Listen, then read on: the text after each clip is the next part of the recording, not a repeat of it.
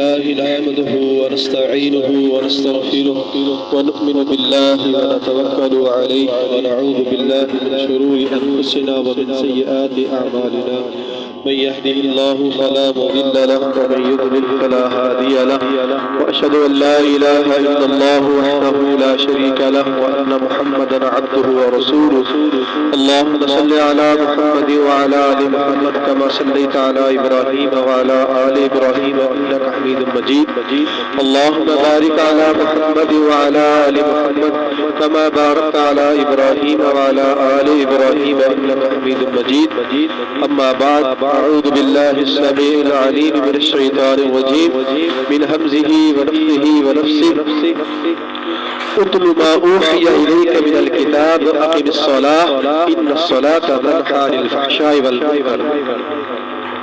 اللہ رب العالمین نے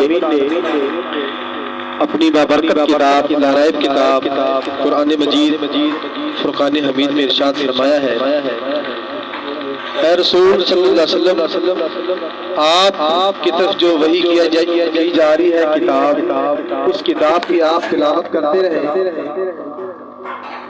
اور نماز کو قائم کریں، اس لیے کہ نماز جو ہے وہ برے کام سے بے حیائی کی باتوں سے روکتی ہے۔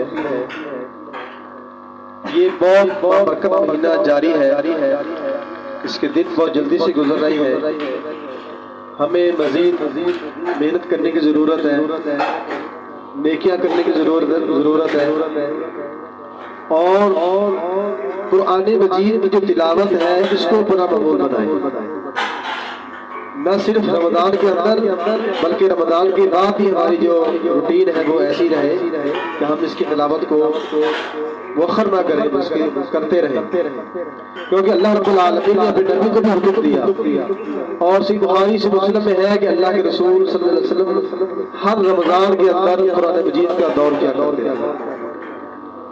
آج ہمارے پاس وقت ہے، اللہ نے صحت دی ہوئی ہے، تندرستی دی ہوئی ہے، سہولیات ہے، اس کے باوجود بھی ہم میں سے کئی ایسے ساتھی ہوں گے جنہوں نے ابھی تک قرآن مجید کو پڑھا ہی نہیں ہو۔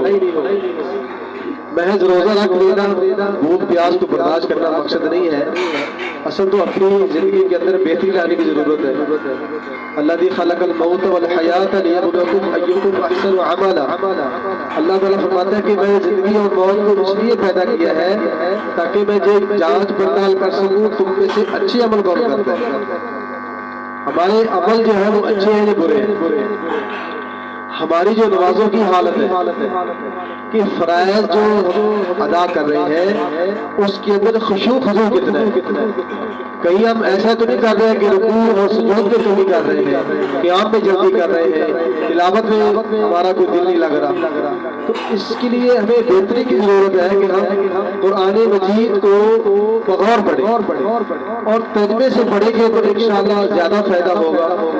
آپ اللہ رب العالمین کی اس بابرکت کتاب کے اندر جو کچھ اللہ نے حکم دیا ہے آپ اس کو ترجمے سے پڑھیں گے تو آپ کو سمجھ آئے گی کہ واقعی اللہ تعالیٰ نے ہم سے کیا مطالبہ کیا، اور آپ کو معلوم ہوگا کہ صرف نماز، روزہ، حج یہ عبادت نہیں ہے، یہ تو اسلام کی بنیادی چیزیں ہیں، بلکہ آپ دیکھیں گے کہ آپ کو عبادات کے اندر بہت سی چیزیں نظر آئیں گی، جس کے اندر رشتہ داری کو ملانے کے حوالے سے آپ کو نظر آئے گا، ماں باپ کی اطاعت کے حوالے سے آپ کو نظر آئے گا، پڑوسیوں کے حقوق کے حوالے سے آپ کو نظر آئے گا، یتیم کے حقوق آپ کو اس میں نظر آئیں گے، اور مساکین کے ساتھ آپ نے کیسا رویہ اختیار کرنا ہے، غریبوں کے ساتھ آپ کا کیسا رویہ ہوگا، صدقات کے حوالے سے آپ کو ملے گا، جھوٹ سے بچنے کی وجہ سے آپ کو ملے گا، سچ کو اختیار کریں اس کی وجہ سے آپ کو ملے گا۔ تو اس کو ترجمے سے پڑھیں اور نماز کی بحثی کریں۔ نماز کے لیے اللہ کے نبی صلی اللہ علیہ وسلم نے یہاں تک فرمایا ہے کہ آپ کی جو آخری بات تھی، ابو داؤد میں، ترمذی میں، ابن ماجہ میں صحیح حدیث ہے کہ اللہ کے نبی صلی اللہ علیہ وسلم جب اس دنیا سے رخصت ہونے کے قریب تھے تو آپ کے جو آخری الفاظ تھے تو آپ نے یہ فرمایا تھا الصلاۃ والصلاۃ او ما ملکت ایمانکم، نماز اور وہ لوگ جو تمہارے دستے نظر ہیں، جو تمہارے متاحف ہے، جو تمہارے متاحف ہے، تمہاری اولاد ہے، تمہارے ملازم ہے، کسی بھی اس وقت غلام ہوتے تھے، اب ملازم ہے، ان کا بھی خیال کرنا ہے، ان کے ساتھ بھی اپنا رویہ اچھا رکھنا ہے۔ تو اللہ کے رسول صلی اللہ علیہ وسلم نے نماز کی اس قدر اہمیت بتائی ہے کہ آخری لمحے تک اللہ کے نبی صلی اللہ علیہ وسلم نے نماز کے بارے میں تلقین کی۔ اور آپ دیکھیں صحیح بخاری صحیح مسلم میں اور دیگر حدیث کے اندر نماز کی کتنی اہمیت ہے کہ اللہ کے نبی صلی اللہ علیہ وسلم نے فرمایا کہ میں نے ایک دن ارادہ کیا کہ میں کسی کو امام مقرر کروں اور پھر میں دیکھوں وہ لوگ جو نماز کے لیے مسجد میں نہیں آ رہے، اپنے گھر میں بیٹھے ہیں، میں ان کے گھروں کو آگ سے جلا دوں۔ لیکن پھر مجھے ڈر اس بات کا آیا کہ اس میں بچے ہیں، خواتین ہیں، لہذا نماز کی اہمیت کو سمجھے، نماز کی پابندی کرے، نماز کو اس کے وقت پہ مقرر پر ادا کرنا ہے۔ ان الصلاۃ کانت علی المؤمنین کتابا موقوتا، نماز کو مرید پر اس کے وقت مقرر پر ادا کرنا ہے، اس کو قضا نہیں کرنی، آپ اس کو مؤخر نہیں کرنا۔ اس لیے اللہ کے نبی صلی اللہ علیہ وسلم نے فرمایا تھا کہ جو اصل کی نماز ہے، اسی مسلم میں الفاظ موجود ہے کہ جس بندے کی اصل کی نماز رہ جاتی ہے، فوت ہو جاتی ہے، تو گویا اس کا اہل، اس کا مال تباہ برباد ہو گیا۔ دیکھیں یہ اصل کی نماز ایسی اہمیت ہے، اتنی زیادہ اہم ہے۔ اللہ رب العالمین یہ فرمایا حافظوا علی الصلوات والصلاۃ الوسطی وقوموا للہ قانتین، تمام نمازوں کی محافظت کریں، خصوصاً بیچ والی نماز اصل کی ہے۔ اس کے اندر کام کی ایک تیزی ہوتی ہے، پورے دن کا ایک آخری وقت ہوتا ہے کہ جس کے اندر آدمی کہتا ہے کہ چلو جی پورے دن کے اندر کوئی گاہک نہیں آیا، اب کوئی گاہک آ گیا، چلو جی اب دیہڑی لگ جائے گی۔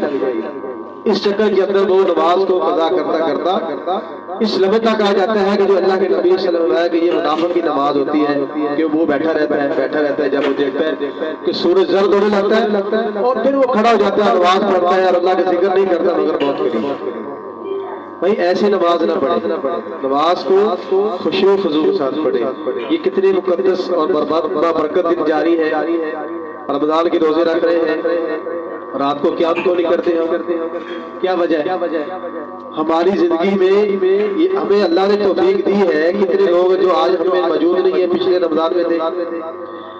اب ہم کیا کریں؟ رات کو ہم نے عبادت کرنی ہے، قرآن مجید کی تلاوت کرنی ہے۔ بہقی میں صحیح حدیث ہے، اللہ کے رسول صلی اللہ علیہ وسلم ارشاد فرماتے ہیں کہ قیامت کے دن جو ہے وہ روزہ اور قرآن مجید بندے کے لیے اللہ تعالیٰ سے سفارش کرے گا۔ روزہ کہے گا کہ اے میرے رب میں نے اس کو خواہشات سے، کھانے پینے سے اس کو باز رکھا، لہذا اس کے حق میں میری سفارش کو قبول کرو۔ قرآن مجید کہے گا اللہ رب العالمین سے کہ میں نے اس کو سونے سے باز رکھا، اس کو نیند سے دور رکھا اور یہ میری تلاوت کرتا تھا، لہذا اس کے حق میں میری سفارش کو قبول کرو۔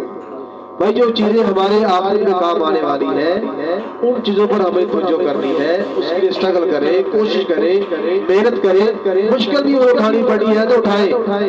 اب ہر نماز کے بعد آپ قرآن مجید کی تلاوت کریں، ہر نماز کے بعد۔ ہم دیکھتے ہیں کہ نماز کے اذکار بھی کام پڑھتے ہیں اور فوراً نکلنے کی کوشش کرتے ہیں۔ کیا وجہ ہے؟ رمضان کے اندر بھی ہماری حالت ویسی ہے، رمضان سے پہلے بھی ہماری حالت ویسی تھی، تو فرق طرح ہوا۔ تبدیلی لائے اپنے اندر بہتری کی کوشش کرے۔ اللہ نے ہمیں یہ موقع دیا ہے، یہ زندگی دی ہے، سانسیں دی ہے۔ رمضان کا جو روزہ ہے اس کی تو آپ جانتے ہی ہیں کہ کتنی فضیلت ہے کہ جو شخص ایمان اور احتساب سے روزہ رکھتا ہے اللہ رب العالمین اس کے گزشتہ تمام گناہ معاف کرتا ہے۔ تو یہ مہینہ بخشش کا مہینہ ہے، مغفرت کا مہینہ ہے، اللہ کی رحمت کو حاصل کرنے کا مہینہ ہے، جنت کے حصول کے لیے مہینہ ہے کہ آپ جنت کے اندر اپنا نام لکھوا لیں۔ آپ خوش قسمت ہوں گے کہ آپ میں سے جو شخص اس مہینے کو پائے اور پھر وہ جنتی بن جائے، وہ بندہ خوش قسمت ہے۔ اور وہ بندہ نامراد جو اس مہینے کو پانے کے باوجود بھی جنت میں نہ جا سکے۔ تو لہذا اس کے اندر اپنے آپ کے اندر بہتری کریں، اور رمضان کے روزے اور ساتھ ساتھ آپ نے صدقہ خیرات بھی کرنا ہے اور اپنے آپ کو جھوٹ اور ایسے برے افعال سے بھی اپنے آپ کو بچانا ہے تاکہ ہمارا جو روزہ ہے وہ صحیح اور سالم رہے۔ کیونکہ اللہ کے نبی صلی اللہ علیہ وسلم نے فرمایا ہے، صحیح مسلم میں ہے کہ جو بندہ اللہ تعالیٰ کی رضا کے لیے ایک روزہ رکھتا ہے، ایک روزہ، اللہ تعالیٰ اس کے چہرے کو جہنم کی آگ سے 70 سال کی مسافت سے دور کر دے گا۔ یعنی ایک روزے کی اتنی فضیلت ہے. تو یہ روزے بہت قیمتی ہے، یہ دن بہت قیمتی ہے. مسجد اللہ اکبر کے اندر بھی قیام اللیل کا اہتمام ہو رہا ہے، صدار مسجد کے اندر بھی قیام اللیل کا اہتمام ہو رہا ہے. تو وقت نکال کر کم سے کم جو ہے وہ 4-6 رکعت پڑھ کر آئے گا. باقی کو آپ سحری سے پہلے اٹھ جائے، اس وقت بھی عبادت کریں، اللہ سے گڑ گڑا کر دعائیں مانگیں، توبہ استغفار کریں. اور اللہ رب العالمین نے جو فرمایا یا ایھا الذین آمنوا توبوا الی اللہ توبۃ نصوحا، خالص توبہ کرنی ہے، خالص. یا اللہ اب گناہ نہیں ہوگا، اب کبیرہ گناہ نہیں کروں، یا اللہ جو پہلے ہو گیا تو اسے معاف کر دو، کیونکہ تیرے سوا کوئی معاف کرنے والا نہیں ہے. تو اللہ کی ذات سے دعائیں مانگنے کے لیے بھی اپنے آپ کو ہر وقت تیار رکھیں، دعائیں مانگتے رہا کریں. فرض نماز کے بعد دعا اللہ قبول کرتا ہے، افطاری کے وقت بھی اللہ رب العالمین کی طرف سے دعا کی قبولیت کا وقت ہوتا ہے. تو لہذا دعائیں مانگا کریں، اور دعاؤں کے اندر نہ صرف اپنی ذات کو بلکہ باقی مسلمین مسلمات کو یاد رکھا کریں، جو بیمار ہے، جو فوت ہو گئے ہیں، جو ایمان والے فوت ہو گئے ہیں، صحابہ کرام کو دعا کیا کریں، اور انبیاء علیہ السلام کی رفاقت کی دعا کیا کریں کہ اللہ ہمیں بھی ان کے ساتھ قیامت کے دن ہمیں ان کے ساتھ کھڑا کر دے، ہم اس سب میں شامل ہو جائیں جس کے اندر انبیاء علیہ السلام ہوں گے، شہداء ہوں گے، اور صالحین ہوں گے، سچے لوگ ہوں گے. تو یہ جو چند باتیں میں نے کی ہے، اللہ رب العالمین سے یہ دعا ہے کہ اللہ تعالیٰ مجھے بھی آپ کو بھی باقی روزے جو رہ گئے ہیں اس کے اندر بہتری سے بہتری کی طرف ہمیں راغب کرے، ہم نیکیاں زیادہ کریں، زیادہ سے زیادہ صدقہ خیرات کریں. افطاری کے لیے اللہ کے نبی صلی اللہ علیہ وسلم نے یہ فرمایا جو بندہ افطار کراتا ہے نا اس کو روزے دار کے مثل ہی اس کو اجر ملتا ہے. تو روزہ افطار کرانا بھی ایک نیکی ہے، مسلم بھائی کی دعوت کو قبول کرنا بھی نیکی ہے. تو ایسے ہی کئی نیکیاں ہیں جو ہم کرتے بھی ہیں، اور خود بھی اس کے لیے تھوڑا سا اپنے طور پر انشاءاللہ آپ تیار رہیں.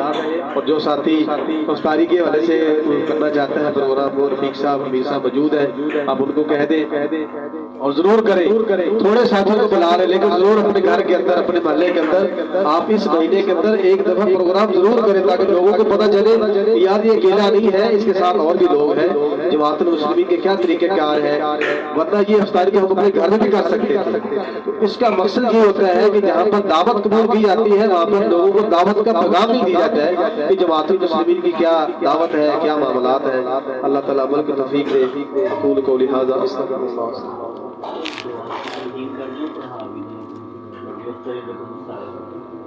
کسی دوسرے کے ہاں اگر افطار کریں تو اس کی دعا ہے افطر عندکم الصائمون واکل طعامکم الابرار وصلت علیکم الملائکہ.